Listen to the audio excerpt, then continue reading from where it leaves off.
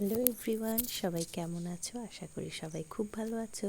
আজকে সকালবেলায় ছাদ বাগানে গেছিলাম ফুল তুলতে, তাই একটা জিনিস খেয়াল করলাম। আমার দেখো, এই জবা ফুল গাছটাতে 2 রকমের জবা ফুল ধরেছে। একটা দেখো ডিপ পিঙ্ক, একটা একদম হালকা রঙের। যাই হোক, ছাদ থেকে ফুল টুল সব নিয়ে এসে চলে এসেছি সকালবেলা রান্নার জোগাড়। রান্না এদিকে হয়েও গেছে। আমার মাছের ঝোল করেছি, বাটা মাছের ঝোল, ভাত খেয়ে এই যে বোসবাবু খেয়েও নিয়েছে। আমরা বেরিয়েও গেছি, ওকে স্টেশনে ছেড়ে দিয়ে সেই দেখি বাড়ির সামনে এক কাণ্ড। একটা ইট ভর্তি, দেখো একটা ইট ভর্তি ছোট লরি, সে পড়ে গেছে নালার মধ্যে। তাকে নিয়ে এসছে একটা ক্রেন দিয়ে তোলার জন্য। দেখো এই যে ক্রেন নিয়ে এসছে। সে তো সকাল থেকে আজকে ওই সব করতে গিয়ে আমার রান্নার দেরিই হয়ে গেল। আজকে করব ওলের ডাঁটা। ওলের ডাঁটা কেটে নিয়ে একটু ভাপাতে বসিয়ে দিয়েছি, আর এইদিকে করব গাঁঠি কচি চিংড়ি মাছ দিয়ে, সেটাও সেদ্ধ বসিয়ে দিলাম। ওলের ডাঁটা সেদ্ধ হয়েও গেছে। এবার কড়াইতে তেল আর শুকনো লঙ্কা, সর্ষে আর কালো জিরে ফোড়ন দিয়ে একটু পেঁয়াজ দিয়ে দেব। আমি পেঁয়াজ রসুন দিয়েই করব ভাজা ভাজা মতো ওলের ডাঁটাটা। পেঁয়াজগুলো একটু লাল লাল হয়ে গেলেই ভাজাটা একটু দিয়ে দিলাম 2-3 কোয়া রসুন থেতো করে। ব্যাস লাল লাল করে ভাজা হয়ে গেছে পেঁয়াজটা। 2টো কাঁচা লঙ্কাও দিয়ে দিয়েছি। এবারের মধ্যে দিয়ে দিলাম ভাপিয়ে রাখা ওলের ডাঁটাগুলো। ভালো করে চিপে জল ঝরিয়ে নিয়েছিলাম। এবার এটাকে ভাজবো যতক্ষণ না একদম মজে আঠা আঠা মতো হয়ে যাচ্ছে, ততক্ষণ পর্যন্ত ওলের ডাঁটাটাকে নাড়াচাড়া করতেই হবে। এবার পরিমাণ মতো একটু নুন হলুদ দিয়ে দিলাম। নুন হলুদ দেওয়ার পরে আর একটু মজে যাবে, অনেকক্ষণ এটাকে নাড়াচাড়া করতেই হবে। আর এদিকে এই ওলের ডাঁটা রান্না হতে হতে গাঁঠিও সেদ্ধ হয়ে গেছে। আর এদিকে আমার ডনের খাবারটাও বসিয়ে দিয়েছি, মাংস সেদ্ধ হচ্ছে ওখানে।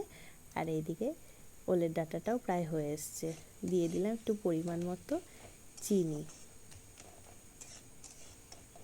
ব্যাস, ওলের ডাঁটা আমার রেডি। এখানে রান্না একদম আঠা আঠা ভাব হয়ে নামিয়ে দিয়েছি। এবার গাঁঠি কচুটা করবো আজকে চিংড়ি মাছ দিয়ে। তেল গরম করে নিয়েছি, এবার আগে চিংড়ি মাছগুলোকে ভেজে নিচ্ছি। চিংড়ি মাছ আমি ছাড়া কেউই সেরকম ভালো খায় না, তাই অল্প কটা চিংড়ি মাছই আমাদের হয়ে যাবে। আমার ছেলেও খায় না, আর বোসবাবু খুব একটা ভালো খায় না চিংড়ি মাছ, আমিই খাই। এবার ওই মাছ ভাজার তেলেই একটু কালো জিরে ফোড়ন দিয়ে নিলাম। এবার আলুগুলো ভেজে নিচ্ছি। আলু গাঠির তরকারিটা নিরামিষেও ভালো লাগে, কিন্তু অনেক দিন ধরে ভাবছিলাম একটু এই দিয়েই খাবো, চিংড়ি মাছটা দিয়েই খাবো। এবার চিংড়ি মাছ যখনই দিচ্ছি, আমি আর নিরামিষ মশলা আদা রসুন, মানে আদাটা আর লঙ্কাটাও দিয়েছি, আবার একটু পেঁয়াজ রসুনও দিয়ে দিয়েছি পেস্টের সাথে। এবার চিংড়ি মাছগুলো দিয়ে দিলাম। আলু ভাজা হয়ে গেছে। মশলা কষানোর সময় চিংড়ি মাছ দিয়ে ভালো করে মশলা কষিয়েও নিয়েছি। দেখো মশলা একদম আমার কষানো হয়ে গেছে। এই সময় একটু গরম জল দিয়ে দেবো। গরম জল দিলে স্বাদটা আরও ভালো হবে। দেখো তরকারি আমার রেডিও হয়ে গেল গল্প করতে করতে। খুব বেশি ঝোল ঝোলও রাখিনি, আবার একদম আঠা আঠাও হয়নি। ব্যাস, গাঠির তরকারি আমার রেডি।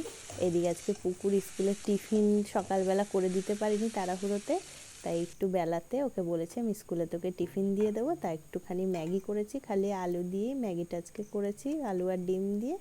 এই এবার যাব পুকুর স্কুলে। আজকে দেরি হয়ে গেছে, ওই জন্য আর হেঁটে যাব না, গাড়িটা নিয়েই চলে যাব।